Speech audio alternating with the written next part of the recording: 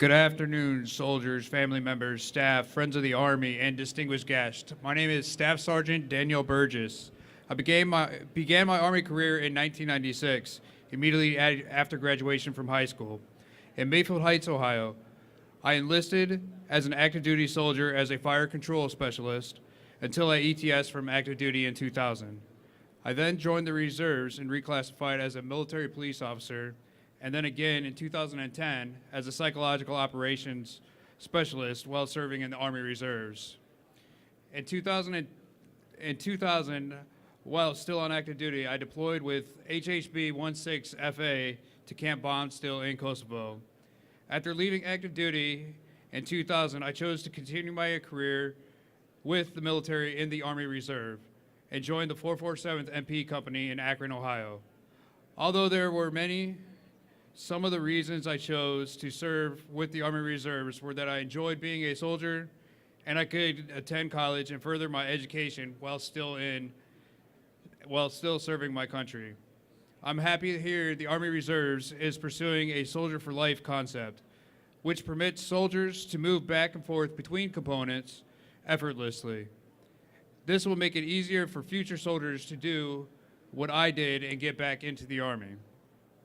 In 2001, after the attacks on September 11th, and 2 weeks after my marriage to my wonderful wife, I deployed with the 447th to Fort Leonard Wood, Missouri, to backfill for an MP unit that was forward deploying to Afghanistan. We supported the Fort Leonard Wood community for just under a year before demobbing back to our homes in Ohio. 5 months later, on Valentine's Day 2003, the 447th Company was remobilized to deploy to Iraq. Only this time I was unable to deploy with my unit due to an injury to my left knee and was placed in a med hold unit because I required surgery. At this time they discovered I was on stop loss and boarded me out of the Army Reserves as they thought my knee was not healing as it should be. On Halloween 2003, I returned home to my wife and my 2 daughters. After 5 years of being out of the Army Reserve, I was bored with everyday life and missed the reserves and the life as a soldier. I missed the bond and friendship that not all civilians understand. It was at that time I talked to my wife, who understood the puzzle pieces that was missing in my life. We discussed our options and agreed the reserves would be the best fit for our family. I agreed because the reserves would allow me to continue to attend college, but most importantly, it would allow me to have all the benefits of being a soldier while remaining at my civilian job as a corrections officer on the special response team, which I also enjoy. I then contacted a recruiter who shared my passion for the Army Reserve. It was a long process, but in February 4th of 2010, I was sworn back into the Army Reserves as a 37 Fox psychological operations specialist. I chose this MOS because I would be regularly interacting with people and was hoping also to use my college courses in photography and Photoshop. The greatest strength of the Army Reserves is the civilian acquired skills its soldiers and myself have, and I was excited at the prospect of using my photo skills in my new MOS. I was thrilled to be back in the Army Reserves and finally felt like I could get a chance to finish a job I was supposed to finish years ago. That call came in February 2011, and in August I deployed with the 350th Tactical Psychological Operations Company to Afghanistan. Upon mobilization, I went to Fort Dix, New Jersey with my unit to complete our training. From there, we went to Camp Leatherneck, where my team of 3, which I was the assistant team leader of, was attached to 2 former Marines. Our main FOB was in Muscala District, which is located in the northern Helmand province. I was in country for only 6 weeks before I stepped on an IED that injured me. I had just finished a big operation with Fox Company of 2 former Marines, and they requested for me to come support them again with an IED clearing mission before the next major operation took place. On the morning of November 20th, 2011, I went out with the main element along with my linguist and my PSYOP specialist. About mid-afternoon, the element was staged in the alley awaiting on another element to blow an IED in place. While staged, a local national approached me from the rear. My team and I engaged in conversation with him. He wanted to help and show us where an IED was around the corner in a doorway. As I turned to allow him to lead the way, I stepped and triggered an IED. I don't remember too much from the exact moment except people jumping on me and feeling 4 tourniquets being placed on my legs. I was then loaded onto a medevac, and I was able to see my linguist with his head covered in bloody bandages and told the flight medics to put me to sleep. When I awoke, I thought I had lost both my legs, but then realized I still had my foot, so I was happy. From Afghanistan, I was medevac to Germany, and then to Fort Sam Houston, where I met up with my wife. I feel I've received the best medical care available for my injuries. BAMC, which is the hospital at Fort Sam Houston, and the Center for Intrepid are the top-line medical facilities, and staff at these facilities have provided excellent treatment. From being in these facilities and surrounded by other wounded soldiers who are rehabbing from traumatic injuries, received is the best therapy for combat soldiers. When I'm rehabbing, sometimes I think there are things I cannot do. Then I see a triple amputee stand up and start walking. And I think anything is possible then. I've learned to walk all over again, and I've started a running program where I'm learning how to run all over again. There are many trials that have come my way, but the support of my family has pushed me along on a daily basis. One issue has been staying together as a family through this whole rehab process. A policy does not allow Army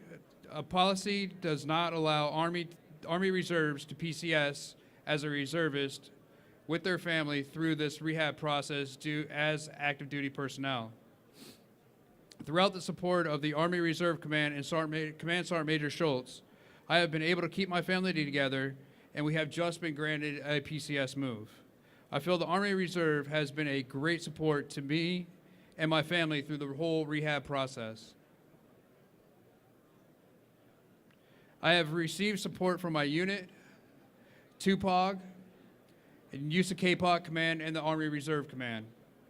General Tolley has gone on the record with his commanders indicating that family is first, civilian jobs are second, and the Army Reserve career is third.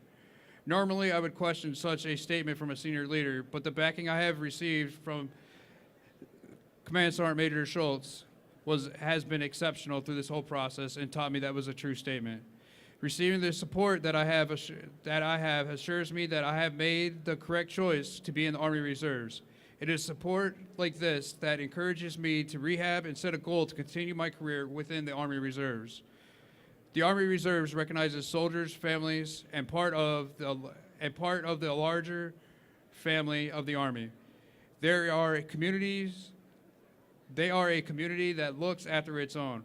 I have become very familiar with their various family programs since being wounded. The Army Reserves truly believe taking care of its soldiers and their family is good business and the right thing to do. I can tell you, me as a soldier and my family have been taken care of.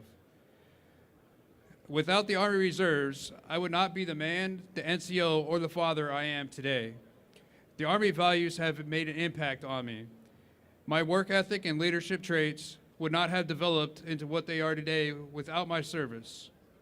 I am thankful that the Army Reserves has an employee partnership office that has contacted soldiers like me with employers who recognize the true value of soldiers and bring to their organization outside of just being a 9-to-5 worker. In closing, I want to especially thank Command Sergeant Major Schultz for inviting me here today. Supported by engaged employers, resilient families, and caring communities, our Army Reserve soldiers and civilians are truly twice the citizen. Thank you for your time and your attendance. Okay, ladies and gentlemen, we have about 10 minutes to ask Staff Sergeant Burgess any questions. So if you have questions, you raise your hand.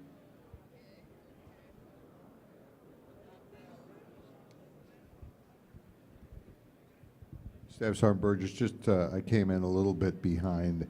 Just talk a little bit, looking back on that mission now and some of the thoughts that are going through your mind at this stage, looking back on what you went through.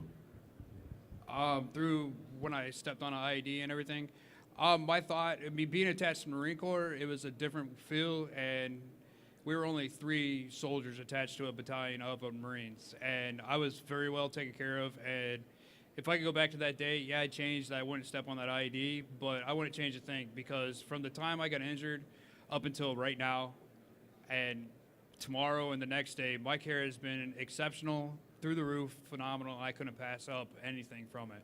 So I wouldn't change a thing, except I wouldn't step on it. But if I had to step on it again, I'd do it in a heartbeat, because that was my duty, and my care has been just phenomenal. I've received from my whole chain, all the way from the lowest entity all the way up into the top.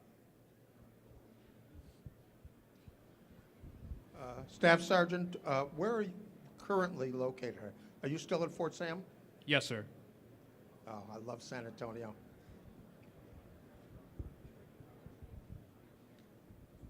Are you going to be able to continue your military career? Everything I have been told, yes, I will be. And I am going to fight tooth and nail to stay in the military and do everything within my power to still be a soldier.